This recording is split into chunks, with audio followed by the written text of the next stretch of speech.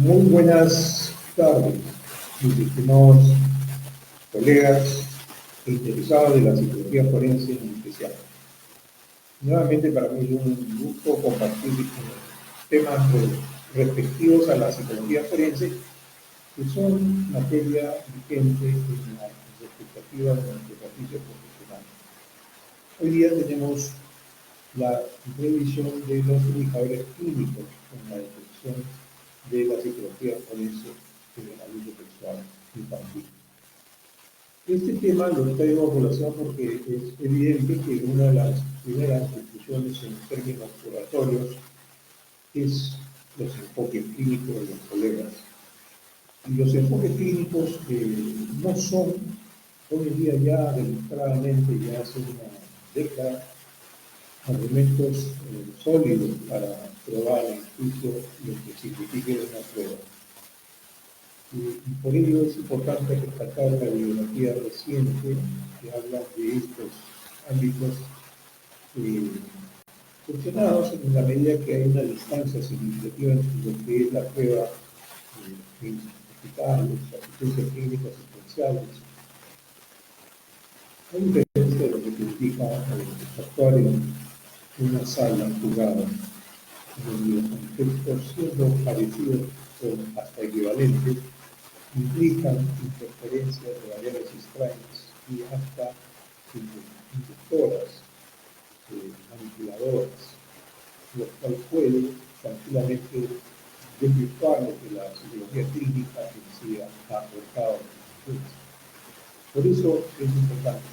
Entonces, traemos de frente a la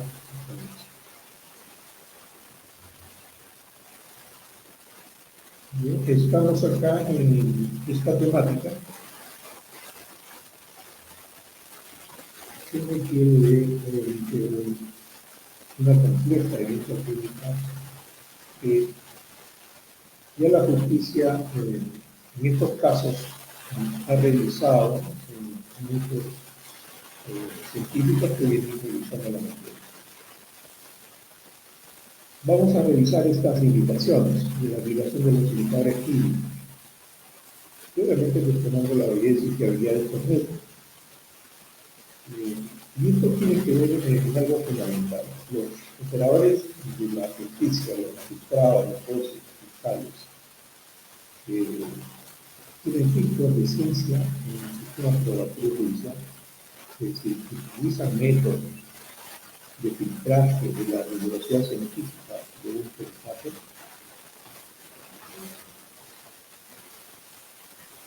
Es por eso que eso lo debemos manejar con mucho cuidado, porque no existe la práctica protocolos de filtros muy específicos de los operadores de justicia para controlar con lo más eficiente este manejo.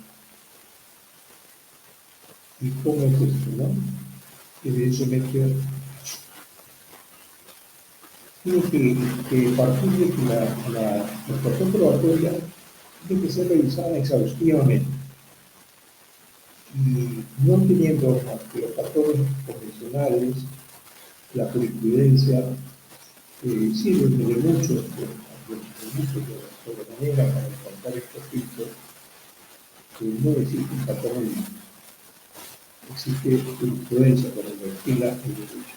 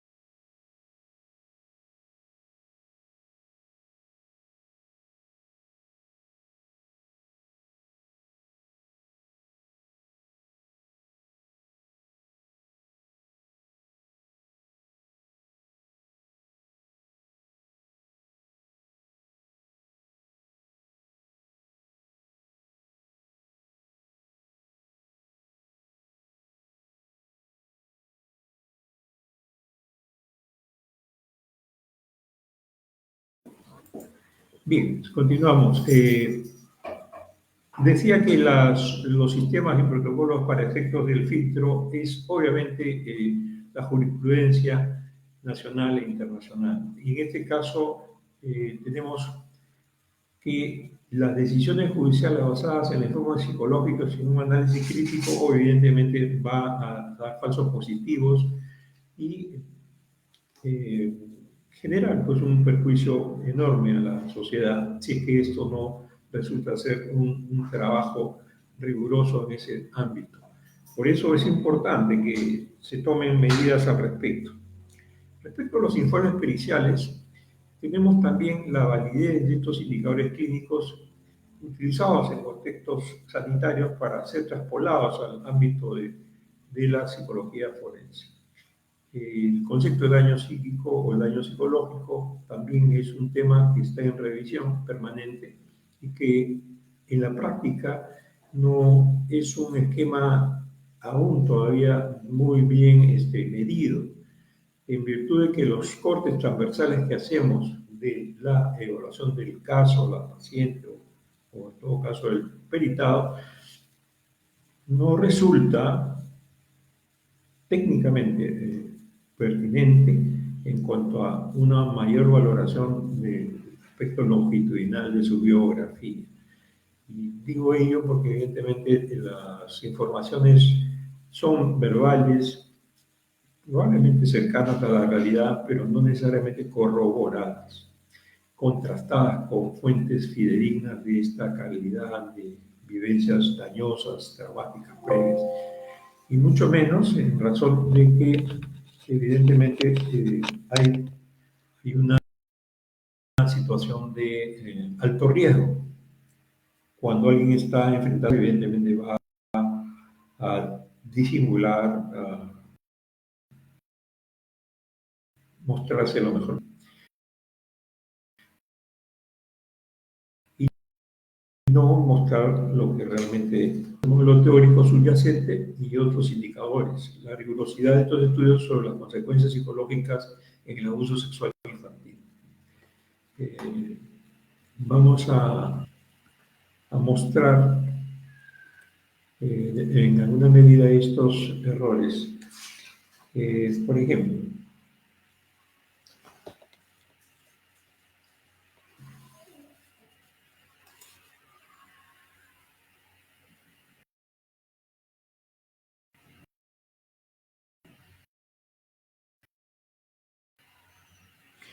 eh, para que una permisibilidad como de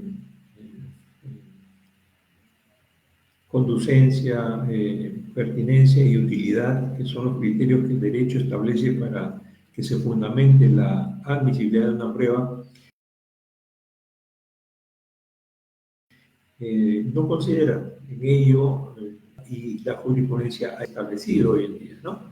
Por ejemplo, en la historia del derecho, los criterios de Freire o de Dauber son los estándares que permiten hoy en día hablar de esa velocidad científica.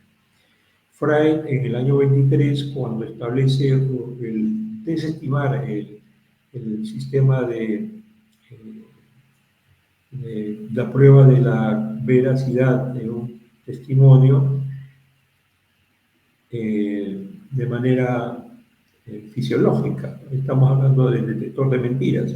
Y este sistema, obviamente, en esos años se desestimó porque tenía ya sus observaciones técnicas probatorias. Y finalmente, en el año 93, el caso Dauber, que ya lo hemos sustentado en muchas oportunidades en estas exposiciones, en donde es claramente 4 criterios que establecen que este contexto de filtraje de la rigurosidad científica podría hacerse de manera eficiente. Podemos decir que exista una hipótesis o un planteamiento, en el caso nuestro de ciencia se llama presupuestos que debemos tener en cuenta a aprobar o desestimar. Y esos presupuestos no se plantean en el diseño metodológico de la exposición de una pericia, o que tenga referentes bibliográficos, partners científicos, es decir, citas bibliográficas que avalan lo que yo digo en una sustentación. Eso tampoco se practica.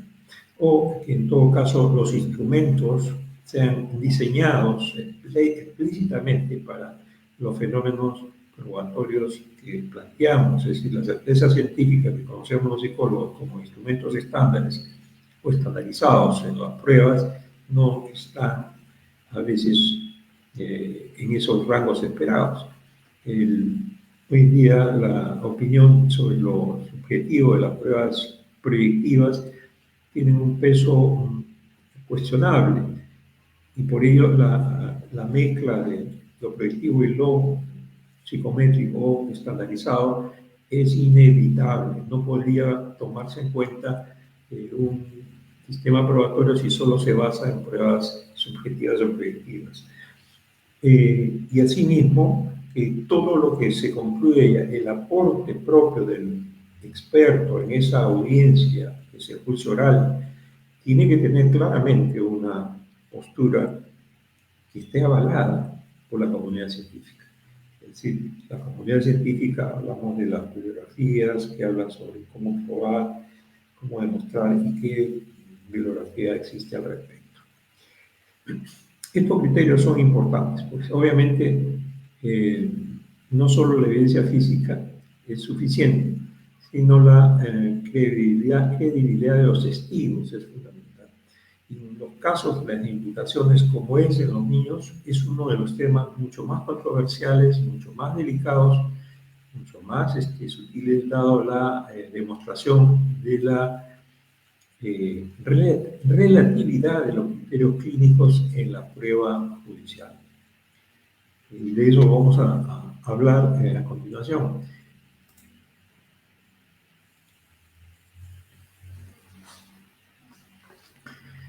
En los modelos planteados, acá tenemos Cheburúa, un amigo muy conocido nuestro, desde el primer congreso de psicología jurídica y forense en el país, en el año 2010, que no pudo venir por razones obvias de trabajo, pero que él ha desarrollado muy buenos aportes en los campos y temas que tienen que ver con este enfoque del abordaje de las niñas víctimas de abuso sexual infantil. Existen modelos, estos modelos subyacentes que están obviamente fundamentados en que el daño psíquico, el daño psicológico de las víctimas está valorado en la exposición y situaciones de victimización criminal. Entonces, sabemos claramente que uno de los indicadores tipo fundamentales de lo que significa el daño es que haya revictimización o el inicio de la revictimización. Pues no podemos continuar con ello en virtud de que eso es daño. Lo tenemos claro, lo tenemos muy advertido por la nueva bibliografía porque se nutre los acuerdos internacionales de que las víctimas tenían un manoseo en el sistema judicial y por ello la revictimización era una situación traumatógena muy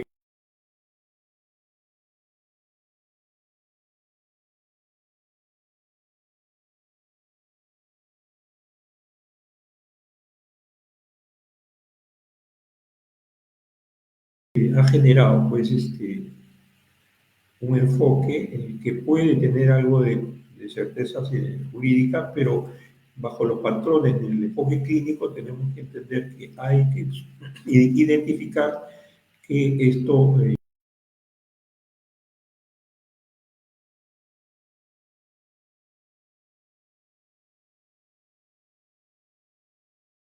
o Pereda y Ars en el año 2012 y 2013, la literatura científica revisada constata esta realidad de que nos basamos en la psicopatología que presenta la víctima y ello a veces no resulta ser suficiente. Ya lo sabemos en la práctica los colegas que estamos en la cancha día a día, porque estamos en la postura incriminatoria diciendo no siempre los niños advierten daño y la bibliografía nos dice, no siempre los daños se constatan en psicopatología. Entonces, estamos en esta situación de hacia dónde debe ir la resolución judicial validando esta eh, circunstancia controversial del daño evidenciado en la víctima. Existen modelos, ¿no? Y lo que dice la bibliografía es que existen 3 pasos, técnicas o procedimientos convencionales para ver este fenómeno del daño. El modelo teórico subyacente, el traumatógeno y otros, que vamos a ver como la victimización judicial o lo que dice Lázaro es el impacto de la exposición a la situación de la victimización criminal, o lo que finalmente nos dice Finkelhor en un ataque violento como la victimización mediatizada por el dolor o la victimización mediatizada por el significado, que tienen como correlato a ese primer punto de fundamentación teórica. Pero también existe otra situación que nos acompaña en la decisión de que asociarlo con un daño auténtico real, que es la existencia de un amplio número de investigaciones sobre las consecuencias psicológicas asociadas al uso sexual infantil. Y esta bibliografía abundante nos habla de muchas respuestas o consecuencias propias de este presunto daño. Asimismo, existe la creencia que hay indicadores psicológicos asociados al abuso sexual infantil, ¿no? Que son típicos cuando no necesariamente lo son, ¿no? Por ejemplo, los hechos de la confirmación de los muñecos sexualizados, que ya ha sido cuestionado, o el esquema de acomodación de Sumit, que también ha sido cuestionado. Y en ese contexto estamos nosotros obligados a poner en claro una revisión de la temática para estar más cercanos a la verdad respecto a los temas del abuso sexual infantil. El modelo traumatógeno evidentemente es el histórico modelo que nos habla Finkelhor y otros autores como Sumit o Pereira de Churúa ya desvirtúa ello hablando de los ajustes psicológicos, o lo que plantea Finkelhor, que es un manejo ya de vinculación con el agresor y sus impactos. O Cantón y Cortés López Soler, del 2008, que nos hablan de las diferentes diversas publicaciones sobre victimización criminal en el contexto familiar y efectos traumáticos asociados. Lo peor es que se asocie con estrés postraumático, salvo sentimientos de muerte por el ataque de abuso sexual, que no se da en el 99, 98% de los casos, ¿no? La bibliografía y la práctica nos demuestra que los abusos son siempre contextualmente vinculantes en el entorno social de la víctima, amigos, familia, incluso padres o madres, generan estos daños de abuso sexual infantil y no necesariamente son los ataques en la calle. Esos sí podrían ser en la medida que obliguen a ese terror grandísimo y hasta la muerte, evidentemente, porque muchas niñas desaparecen, la muerte de los criminales en serie que están andando en el país, que todavía no se identifican, o los pedófilos criminales, ¿no? Que pueden llegar a eliminar a sus víctimas producto de que no tienen otra salida frente al daño ocasionado. Entonces, se habla de la resiliencia y la capacidad de recuperación, y esto es una realidad concreta. Las víctimas, no todas, tienen una capacidad de impacto vulnerable significativo. Hay capacidades de resiliencia y hasta recuperaciones espontáneas. Y esto no es porque se ocurre decir, sino porque hay factores protectores, hay factores de la cultura familiar que fomentan, desarrollan algunos recursos en los miembros familiares para que esta circunstancia de un tocamiento pueda ser revertido fácilmente y naturalmente. No creo que de la misma manera sería un caso de abuso sexual con penetración, por ejemplo, ¿no? Y que obviamente hubo pelea y lucha de resistencia, porque la estrategia del agresor es obviamente el apego afectivo, la ilusión, la sugestionabilidad, el enamoramiento y qué sé yo, para que la víctima se confunda y entienda distorsionadamente algo que pueda enganchar en ese propósito y infractor de las normas del agresor. Hablamos de los 11, 10 para adelante, ¿no? Menos es casi una utopía hablar de este trato de vínculos y consecuencias de adaptación que los maestros asumen y que también ha sido observado, ¿no? El modelo entonces traumatógeno está siendo observado y no es hoy en día una garantía para poder sustentar en juicio que esto es la verdad absoluta, ¿no? Eh, el estrés postraumático en muchos casos también se menciona como una opción de diagnóstico y esto es producto de la inexperiencia propia de los profesionales, no diría expertos, porque sabemos los expertos que no existe esta incidencia de manera significativa. El estrés postraumático tiene un indicador técnicamente válido que es el haber tomado conciencia de que la víctima moría. No tenía otra opción y por lo tanto pierde el conocimiento o queda atónita frente a lo que vive, etc. Ejemplo, acuchillamiento, ejemplo, haberla privado con golpes, ejemplo, intento de homicidio. Estas situaciones son las únicas que generan un estrés postraumático y no el proceso típico y convencional pedófilo de seducción bajo el apego afectivo, que, entre comillas, no generaría mucho impacto dependiendo de la perturbación que ocasiona. Y eso es parte de ese fenómeno de no validar los estrés postraumáticos como un síntoma o como un diagnóstico que sirva técnicamente para ser aplicado en los casos de abuso sexual infantil. Las teorías de Lazarus Forman del 86 del impacto de la exposición a la situación de victimización criminal tendrían un poquito de lógica en sus dos variables que hablan de las variables del impacto individual y lo contextual, como también de la frecuencia, intensidad y duración de ese impacto. Entonces, ese enfoque tiene un enfoque del desarrollo psicoevolutivo para ver si esto fue un acto, varios actos o un proceso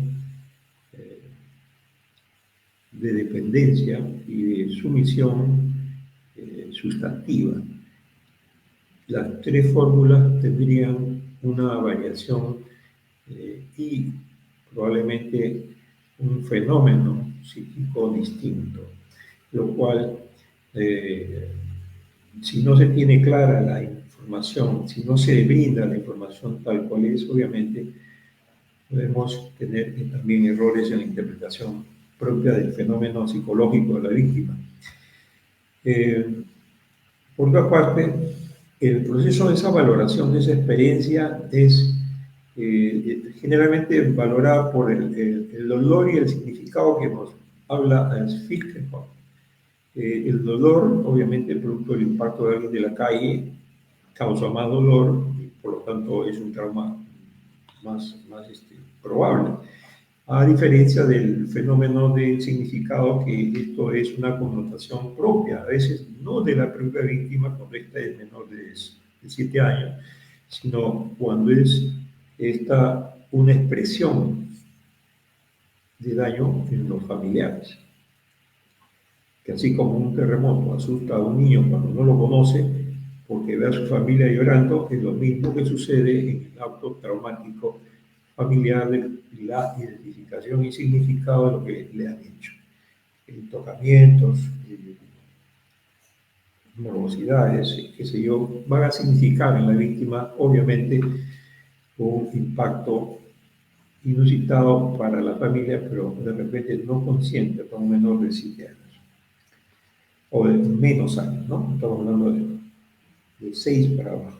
Entonces, esto generalmente las madres ya han socializado mucho el tema y obviamente se han advertido, ¿no?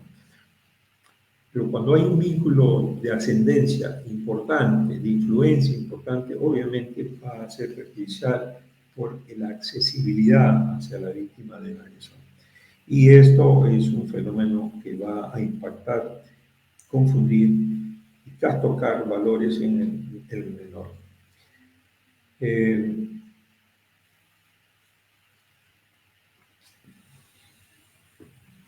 Entonces, estos modelos que resultan en la historia de nuestro conocimiento científico como válido desde el punto de vista clínico y forense, se tiene que tener mucho cuidado con estos modelos para no tener graves consecuencias para los menores. Una interpretación errónea de estas anomalías de comportamiento dan sentido a síntomas de abuso que pueden conllevar interrogatorios inadecuados, consolidación de falsas memorias y finalmente pseudo verificación de sospechas. Esto ya lo han advertido Schultz y Scotland en 2000. Y esto es lo que pasa generalmente cuando hay una ignorancia tal importante en la familia de cómo manejar estos temas. El horror, la afectación indirecta de la familia sobre el impacto del conocimiento de estos hechos va a generar una distorsión cognitiva en el menor de manera preocupante, por decirlo menos, al punto de que puede incluso inducir sesgo hacia una incriminación. Por ejemplo, cuando hay madres que han vivido experiencias traumáticas tempranas del mismo índole, pues sencillamente acentúan estas experiencias traumáticas o de vivencias traumáticas para exagerar la incriminación en los a supuestos o reales agresores, lo cual distorsiona un poco también el impacto de la responsabilidad penal. Y en cuanto a lo que significa el enfoque de las consecuencias psicológicas, que es un tema que ha generado mucha bibliografía, tenemos un problema central, ¿no? ¿Cuál es el que no existe una definición consensuada? Acá estamos en esto, modelo teórico, la existencia de prisión de investigaciones, ¿sí? Y vamos a repasar las creencias que existen sobre estos indicadores, ¿no? Entonces, aquí en este segundo ítem,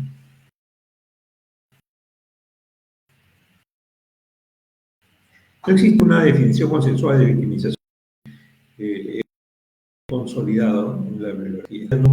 Nosotros, como expertos, sabemos que se da en ese daño expresado por la víctima cuando ésta se llora, no puede hablar, producto de lo que ha vivenciado. Cuando se trata de explorar exactamente el ilícito, es una conducta delictual descrita por el derecho y tiene que corroborarse como de alguna manera. Entonces, sea directa o indirecta, y la forma obviamente es útil para evidenciar si es una verdad o una mentira lo que nos cuentan. Tiene que haber victimización y dificultad para hablar sobre los hechos.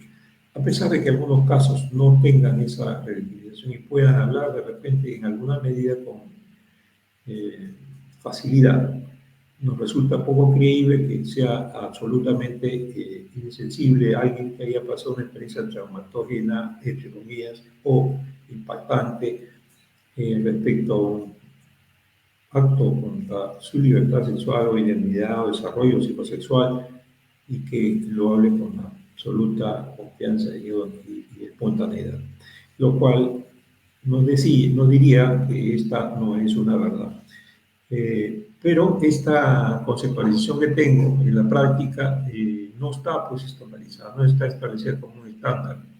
Es parte de uno de los conflictos todavía no resueltos, lo que significa victimización sexual infantil. Por lo que hay estudios al respecto, ¿no?, de lo que estamos hablando, ¿no?, de esta variabilidad emocional en las víctimas, dependiendo de la edad, dependiendo de los años, dependiendo del análisis de lo que ha vivido antes, después, o qué significados tienen para la menor o menor. Por otra parte, estas investigaciones, las muestras son clínicas asistenciales, o sea, nacen en la psicología clínica. Las muestras tienen una población que no son estrictamente las víctimas forenses, que obviamente es difícil, utópico, hablar de hacer amplias muestras de abuso sexual, porque en principio buscarlas para hacer una investigación, juntarlas es ya perturbador en una menor. Entonces, esta condición psicopatológica dificultaría delimitar una sintomatología específica y diferenciada para el caso de abuso sexual infantil, ya lo dijo Perea del 2009. No tenemos posibilidades de hacer un trabajo con ese rigor de muestras poblacionales. Lo que se hace es el análisis cualitativo, que sirve para encontrar los significados que más o menos vienen dando más frente al abuso sexual. Y esto es lo que ilustra nuestra ciencia hoy en día para entender un poco más de cerca el fenómeno. Análisis cualitativo fenomenológico. Y que obviamente también es parte de ese rigor de la exposición jurídica probatoria del perito. ¿Cuál es el método que utiliza usted para encontrar la verdad del hecho? Entonces, no es una entrevista o un registro de un discurso que no se contrasta, ni se clarifica, ni se cuestiona en absoluto. Entonces, cuidado, ¿no? Porque eso es justamente lo que esa prescindencia de estos criterios técnicos de expertise, del manejo, del abordaje de una entrevista especializada, obviamente generan falsos positivos y fallas técnicas en la contribución a la justicia. Estas muestras se obtienen a veces de los hospitales, donde son polivictimizados y tienen muchas variables contextuales que llegan siempre al extremo de ir al hospital. El hospital siempre es el lugar donde llegan en la curva de campana de Gauss de la estadística poblacional los extremos. No llegan, pues, siquiera a la población media. Se oculta. Sabemos que el fenómeno del iceberg de la población del daño es siempre ese, ¿no?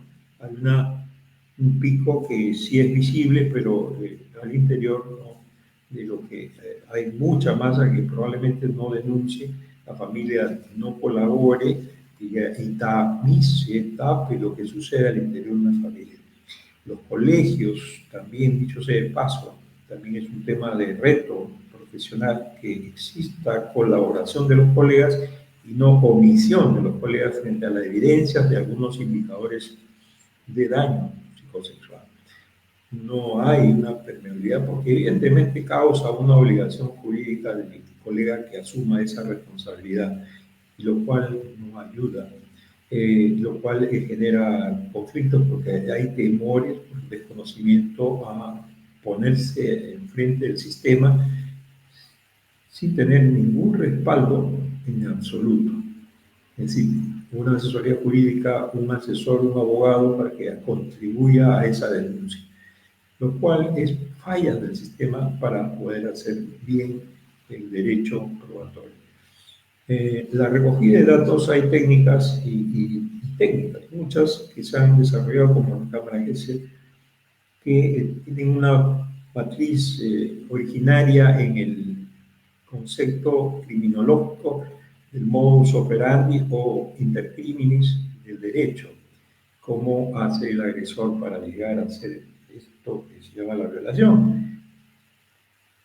Pero el psicólogo es un facilitador, un colaborador, y no nace del psicólogo el diseño apropiado de cómo abordar y cuánto tiempo ocupar en la exploración de este caso, que no es necesariamente una sola cita grabada que permita clarificar y probar lo que evidentemente es una técnica moderna. Lo cual aquí hay un tema de fondo, que es la revisión del diseño. El diseño fiscal o judicial termina siendo algo limitante para los conceptos teóricos de la psicología, del abordaje propiamente dicho, experto y profundo de una víctima de abuso sexual. No necesariamente sobre el daño, sino lo contextual que sirve de clarificación o que en derecho se llama la corroboración, que es un principio del derecho en los casos de delitos sexuales clandestinos y no visibles o no constatables. La única forma son las corroboraciones. Y en el ámbito de la psicología, lo que es clarificar es buscar anclar en realidad lo que dice la niña o la víctima. Y esto es corroborar. Es decir, cómo, cuándo, dónde se suscitó, de qué manera, cómo lo hizo, etcétera. Cómo te llevó, cómo te trató. Todo esto es corroboración. Si no se hace, profundiza, analiza, describe el fenómeno, el paso, el tiempo del hecho, obviamente estamos muy débiles en la corroboración de un ilícito. Entonces, las investigaciones tienen que ser longitudinales, es decir, aquí hay un fenómeno importante. ¿Por qué longitudinales? Porque evidentemente la mejor forma de probar es obviamente tratar de revisar en qué medida ha impactado los daños previos en un menor y que pueden ser de otros agresores incluso, ¿no? Esto es parte de lo que se trata de negar muchas veces de algunos incidentes previos, porque va a generar, pues, traer a juicio a otras personas. Esto no se puede hacer porque evidentemente el trabajo de la Cámara es transversal. ¿Qué pasó? ¿Cómo fue? Descríbemelo y punto, ¿no? Pero no se pregunta. También ha habido otros asesores, pero esta pregunta a veces se pasa olímpicamente a los colegas, no jamás la pregunta. Entonces, por ahí hay un tema que debilita un poco el tema histórico, que la administración de la salud mental en el país no tiene un sistema uniforme todavía del registro de todos los incidentes críticos de salud mental en una persona, que se supone va a devenir en el tiempo, ojalá rápidamente, para que pues, esta historia clínica sea accesible al psicólogo y contactar, preguntar y aclarar algunos eventos traumatógenos vividos o no en la víctima. De tal manera que lo longitudinal tenga un peso sustantivo y no lo transversal. Eso es hacer una buena prueba con profundidad en el campo psicológico forense. Y finalmente la creencia de existencia de indicadores psicológicos asociados específicamente al abuso sexual infantil, en especial esas alteraciones, ¿no? Habíamos dicho que en la bibliografía existen hechos contextuales como la ruptura familiar, que tienen un peso sustantivo de fenómenos psicopatológicos y que pueden confundirse con el fenómeno del abuso sexual. No necesariamente son los mismos fenómenos psicológicos, pero tiene una variabilidad importante a tomar en cuenta para no confundir con lo que estamos recibiendo como supuesto hecho. No nos olvidemos que en la disputa por la violencia familiar y la disputa por intereses secundarios, bienes, propiedades, auxilio económico para la tenencia, mueve a que se denuncien actos contra el pudor o denuncias de este tipo, lo cual obliga a que esta garantía probatoria no se lleve como un mecanismo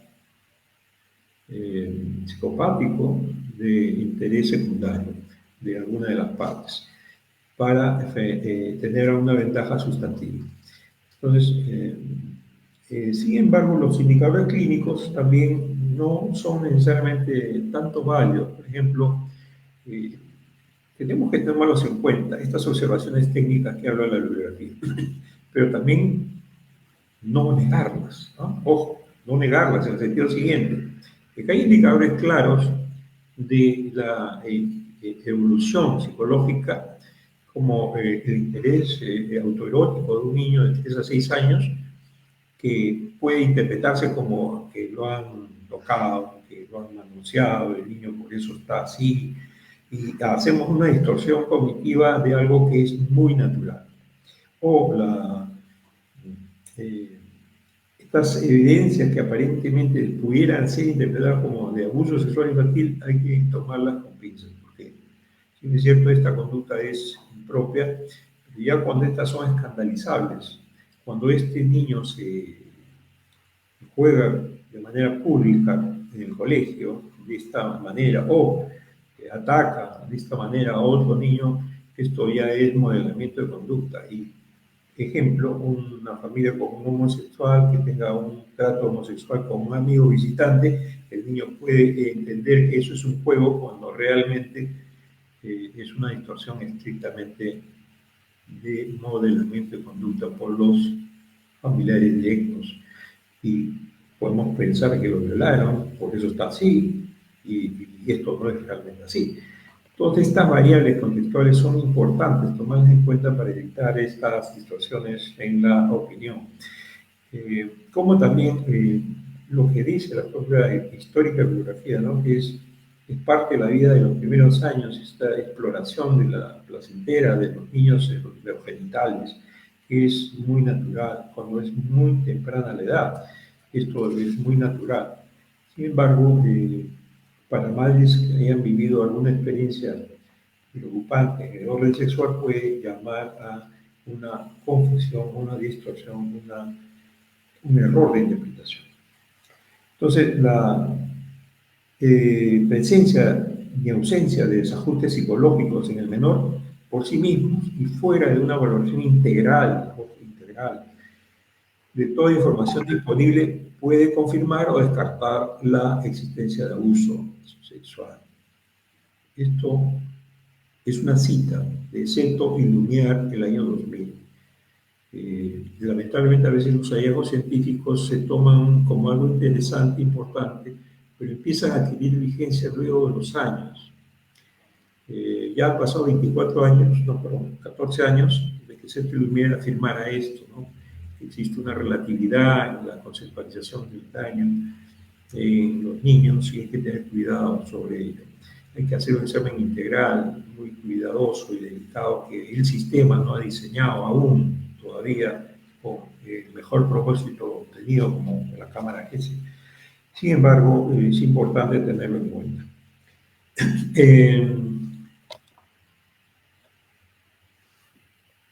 Entonces las limitaciones las tenemos claras. Hay problemas de fiabilidad, no son fiables en los contextos forenses debido a su baja precisión. No existe mucho contrastar todo lo que se ha avanzado con los aportes de la ciencia hoy en día para encontrar un justo medio o lo que es pertinente reconocer o lo que resulta no acogible o aceptable aún con las observaciones de los expertos que han cuestionado los enfoques clínicos en la psicología forense para tenerlo en cuenta. ¿Por qué? Porque evidentemente la conducta o el concepto de fiabilidad, que es la conducta repetitiva de algo que pareciera ser perturbado en su comportamiento adquirido como conducta de un niño, pues hay que sopesarlo, ponderarlo, evidenciar si es que esto es parte de un fenómeno contextual familiar para más o menos entender que no tiene vigencia de daño psicológico. Y, contrario sensu, cuando esto resulte ya muy acentuado, muy escandaloso, muy perturbador, podríamos entender lo que podría ser, ¿sí?, un efecto dañoso a partir de un acto contra su libertad sexual o identidad sexual o capacidad de aprendizaje en lo que significan estos aspectos.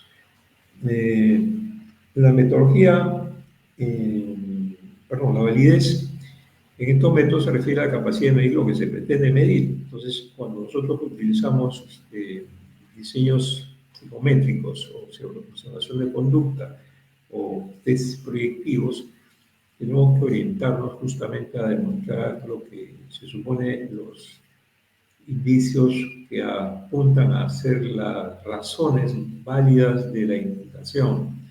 Es decir, el discurso no solo basta de la incriminación del niño, sino basta un conjunto de factores corroboradores de ese fenómeno. Conforme lo describa el niño, conforme case, concuerde el contexto, el espacio temporal del cual se suscita el hecho, podríamos darle mayor vigencia, como discriminar los efectos contextuales que puedan ir surgiendo en el análisis psicosocial del menor, a fin de evitar falsos positivos en esa validez de pretensión de probar que existe o no una estrecha relación, una compatibilidad, una asociación con el ilícito. Y obviamente tenemos que buscar mejores protocolos que permitan garantizar una fidedigna valoración del daño. Las pruebas psicológicas han sido cuestionadas en lo clínico, como se utilizan las proyectivas, ya han sido observadas como una técnica que sean confiables, como único, realmente herramienta utilizable para efectos de probar en juicio que existe algo vinculante al hecho. Esto evidentemente no es de ahora, es una crítica del siglo pasado. Sin embargo, ha habido una persistencia en nuestra cultura psicológica por utilizar las técnicas proyectivas que vienen del origen de las teorías freudianas o psicodinámicas, que nos dan un aporte simbólico de algunos fenómenos que sí están estandarizados en la experiencia de los casos que se han venido observando por años, muchos años. Entonces, no se puede prescindir en absoluta totalidad estas interpretaciones para quienes conocen ese hilo de la historia de algunos indicadores típicos convencionales, más no cualquier otra interpretación que tenga menos peso y asociatividad con la caracterización de los fenómenos generales de estas técnicas predictivas. Nunca podrá ser único instrumento a ser aplicable, siempre tendrá que ser un instrumento estandarizado, psicométrico. Y esto es también el reto, porque no tenemos muchos instrumentos como otras realidades. Las técnicas de detención del abuso sexual infantil, existen algunos métodos como el CBCA y SBA que terminan siendo complejos e incluso mediatizados por una serie de variables que habría que estandarizar en nuestra realidad. No se ha hecho esa estandarización, por lo tanto no se usa. Así se determinó ya hace más de 10 años en medicina legal, y lo cual es parte de la historia. Todas estas interpretaciones que podamos nosotros aportar en el abuso sexual infantil, en la respuesta a este fenómeno, pasa por, evidentemente,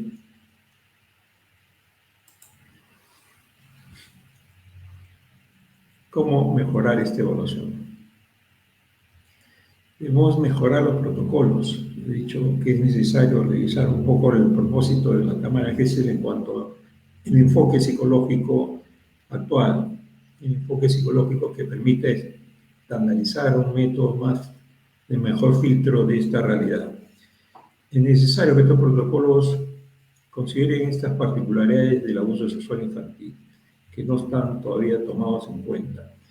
Y el análisis sea mucho más longitudinal, más, ojalá, digo yo, el daño psíquico tendrá vigencia cuando se tenga una historia completa de los incidentes críticos, el daño emocional, afectaciones emocionales en los examinados.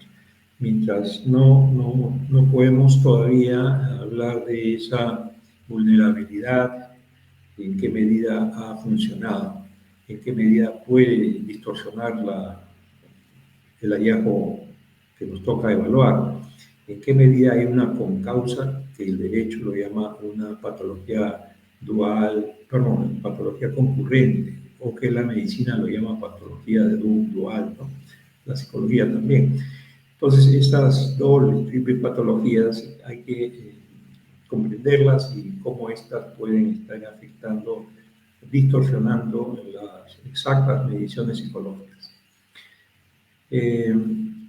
Esto va a ayudar, evidentemente, a que el fenómeno se atenúe en cuanto a la posibilidad de falsos positivos y el riesgo de una justicia injusta.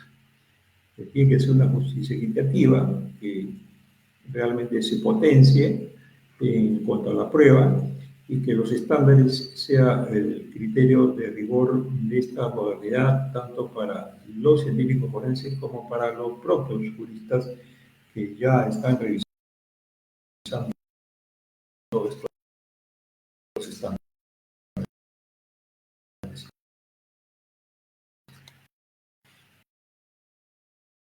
Y lo cual hay que felicitar, que evidentemente los puntos de esta conclusión, muy breve, de lo que tenemos que cerrar la exposición. Estándares técnicos es lo que se está entendiendo como una necesidad de los informes periciales del abuso sexual infantil, porque estos tienen un impacto significativo en las decisiones judiciales en la vida de los menores involucrados. Un niño que mienta en un sistema judicial lo estamos potenciando a ser un psicópata porque ya conceptualizó, ya adquirió un nicho, una semilla de disvalor de que la justicia no sirve, de que él puede manipularla. Estamos corrompiendo la mente de un niño si es que éste ha sido manipulado para obtener beneficios secundarios. Ese impacto es tremendamente perturbador, tremendamente injusto, infame y tergiversador de los valores en la sociedad. Y las consecuencias, que obviamente estas advertencias obligan a un marco riguroso para tener menos consecuencias graves para menores, para el sistema judicial en general. Bien, entonces, en conclusión final, si no me equivoco, nos obliga, por justicia, a fundamentar, exigir estándares técnicos en los informes periciales relacionados con el abuso sexual infantil, dado el impacto significativo que estos tienen en las decisiones judiciales. Todos somos responsables, los psicólogos forenses, de esta gran responsabilidad de hacer un trabajo digno, ético y justo. Muchas gracias, esa es la exposición del día. Cualquier pregunta, estoy a su disposición.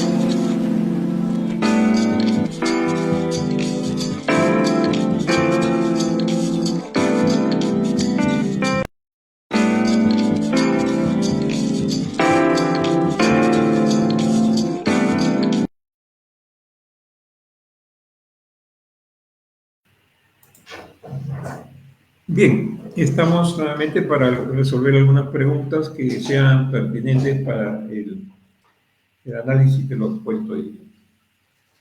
Bien, en el contexto de nuestro ejercicio profesional vigente, tenemos algunas guías de procedimientos que nos orientan en este propósito. La guía de Cámara Gesell del 2016 es la que nos orienta para el ejercicio probatorio en el sistema médico-legal. Pero también existe la posibilidad de actuar compartidamente con la guía última del 2021 en cuanto a los conceptos de evaluación psicológica forense. Ambas son instrumentos válidos para el ejercicio probatorio en sala, juzgados cuando los peritos se ratifican sobre lo actuado. Esta técnica tiene 30 criterios, la Cámara Gesell, para ser discriminados por el sistema como buena práctica del perito oficial del Estado. Es decir, no todos necesariamente se cumplen porque las situaciones no lo ameritan, pero en gran mayoría se chequean, se verifican y se comprueban en estos criterios establecidos por la normatividad vigente del Instituto de Medicina Legal. Sin embargo, hay que tener en cuenta que esta garantía no resulta, como hemos visto, ser suficiente. También hemos advertido ya en otras exposiciones que el manejo regular que hoy en día el derecho o los sistemas jurídicos, no solamente el derecho, los sistemas jurídicos desarrollados ya tienen una larga data de más de 30 años de la aparición del caso Daubert. Y Daubert es un fenómeno epistemológico que cambia el registro del sistema probatorio a un mayor rigor, mayor filtro de rigor científico. Y evidentemente eso se ha rescatado en el 2016, en el 2015 en el Perú, y que las guías que salieron por esas fechas a continuación, ninguna de ellas han cumplido más o menos estas expectativas que el desarrollo y evolución del derecho ya ha generado.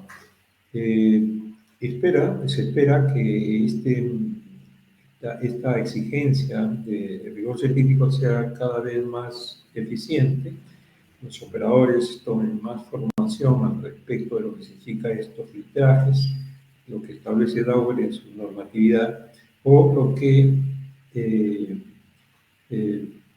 significa pues, los modernos enfoques de la psicología en este preciso caso del abuso sexual infantil, como lo hemos explicado hoy día. Hay una pregunta que nos han hecho respecto a algo no tan vinculante, sin embargo es importante aclarar para que haya interés de cómo se procede a la denuncia, ¿no? Cómo se demanda, ¿no? Evidentemente esto tiene actores no necesariamente únicos, puede ser el profesor, el psicólogo que ve al niño o la propia familia. Excepcionalmente otros agentes, ¿no? Que puedan haber encontrado in situ, en la calle, haciendo algo a alguien, o habiendo tocamientos en el bus, etcétera, que son excepcionales y que ahí ya otras situaciones particularmente especiales obligan a generar una denuncia de actos contra el pudor. Entonces, el procedimiento siempre es el llamado la noticia criminal en el derecho, es la denuncia policial. La denuncia policial es el primer acto y puede ser en directo a la comisaría o a una fiscalía. La fiscalía, cualquiera de turno penal, puede asumir también la inmediata recepción de esa denuncia y empezar el proceso de investigación. Las primeras acciones siempre son médico-legales, es decir, pase a usted, a la niña o niño, al examen médico-legal y inmediatamente bajo la imputación, no del niño, sino de los padres o familiares directos que han probablemente presenciado el acto o han recepcionado la información, van a generar ese propósito de incriminar la responsabilidad penal del autor. Esta acusación es el inicio del proceso y luego devienen las correctas eh, afirmaciones técnicas del sistema en cuanto a pruebas iniciales como son las de medicina legal. Ahí luego vienen las psicológicas, psiquiátricas, si lo creen conveniente, y otras complementarias cuando son casos complejos como toxicológicos, si han sido dormidos o drogas, etcétera, ¿no? Y también empiezan los testimonios, todos los testimonios de los actores que son necesariamente útiles para entender qué es lo que está pasando, ¿no? Entonces me acabo de cuenta un detalle. Bueno, ya está.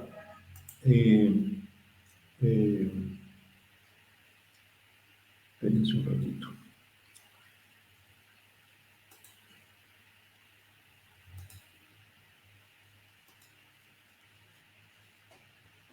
Ya. Bien, entonces seguimos. Les decía que esa característica a la respuesta a la preocupación de algunos interesados en estas exposiciones tiene que ver con esta fórmula, ¿no? De que el experto participe desde el inicio, porque una de las actuaciones que se llaman anticipadas es la cámara GES. Y se dice anticipada porque es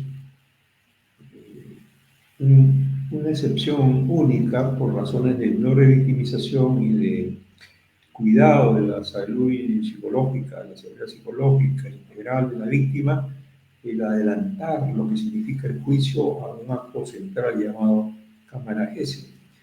Allí se nuclea el juez, el fiscal, los abogados, el abogado de oficio del Estado, para hacer una suerte de acto procesal válido de juicio oral.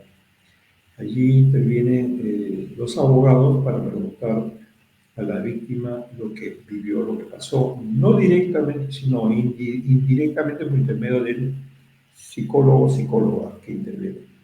Y este acto es uno de los primeros válidos y sumamente importantes en el proceso de la incriminación. Asimismo, los testimonios, ¿no?, de los familiares que escriben más o menos los contextos que se ha dado a los hechos y quién es sobremanera el agresor, ¿no? Pueden ser muchos o pocos testigos que participen, eso depende de la argumentación jurídica o lo que se llama en derecho la teoría del caso. Si la teoría del caso es compleja, un poquito argumentativa en testigos, evidentemente van a citar varios testigos que han observado, criticado, cuestionado el comportamiento del presunto agresor.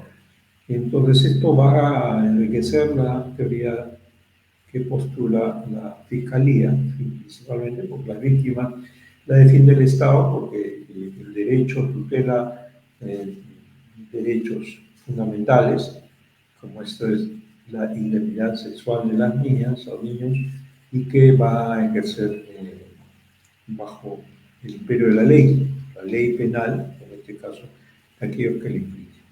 En todo caso, nuestra competencia como psicólogo simplemente se limita a conocer bien esta dinámica del proceso judicial en su etapa inicial, donde hay ese acto excepcional anticipado llamado entrevista única o cámara GES, y el resto es el proceso convencional, los testimonios y las pruebas que sean requeridas, necesarias para el proceso.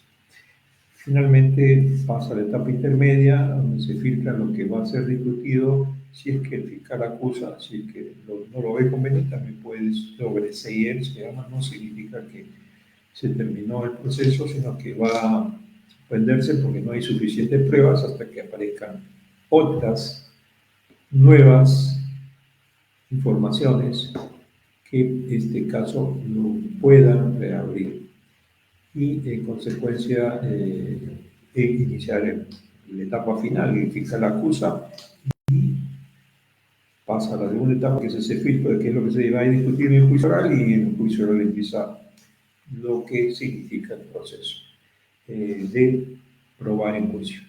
Probar en juicio es eso, el acto donde se discuten esas pruebas y donde se afirman que son categóricas o se desestiman si no tienen suficiente sustento.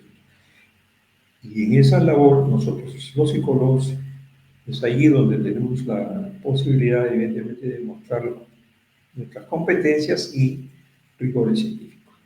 Al no hacerlo, estaríamos incidiendo en algunas fallas de ese rigor para poder demostrar en sala que tenemos razones válidas para fundamentar.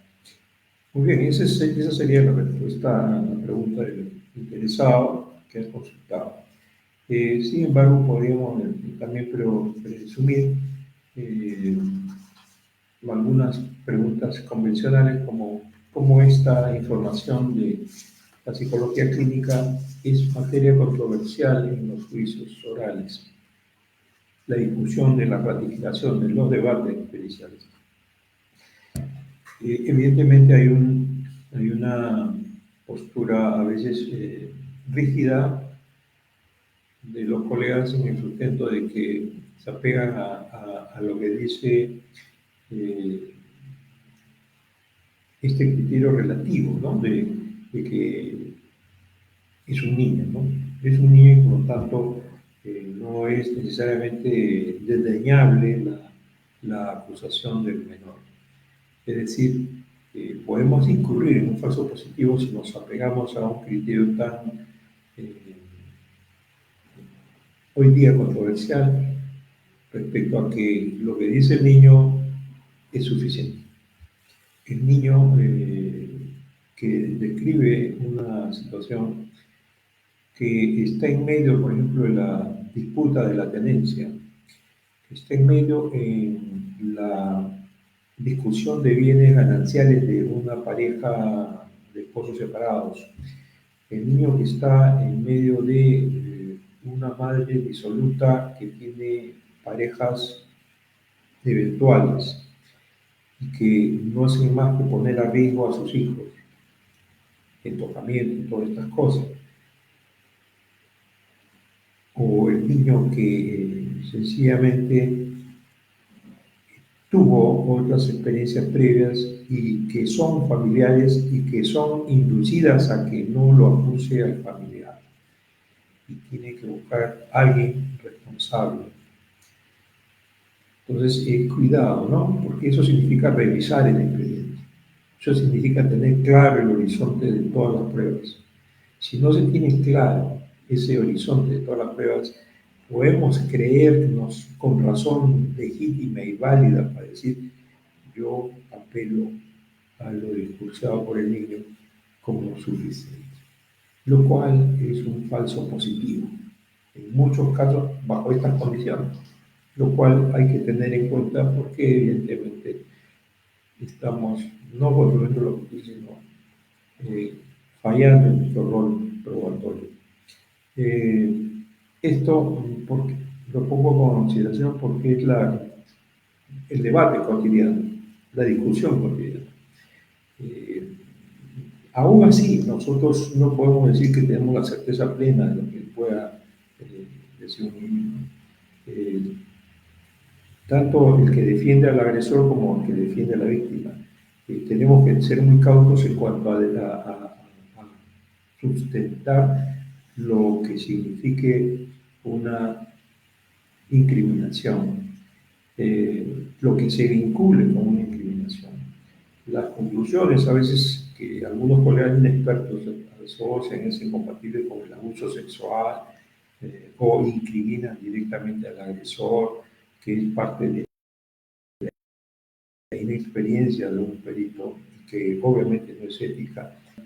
Eh, es justamente ese el nivel que se tiene que mejorar para efectos de elevar a un mejor ejercicio probatorio del sistema judicial, que no es responsabilidad de mis colegas, es más responsabilidad del propio sistema, porque el ejercicio de nuestro campo está postergado muchos años.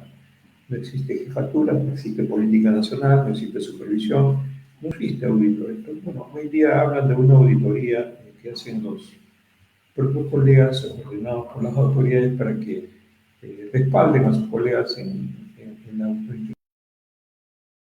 autonomía buena práctica de su ejercicio. Lo cual no tiene a veces cierto especialidad en el país, lo cual no se está dando, sino más bien se está manipulando. Y esto no lo hacen los psicólogos, lo hacen los sistemas propios de dominio del campo de la psicología. Hablo de la medicina legal, hablo de los juristas, en tanto que no se preocupan, el sistema fiscal que no hace nada al respecto, teniendo tantos años la psicología forense como una instrumentación probatoria muy significativa en muchos procesos judiciales.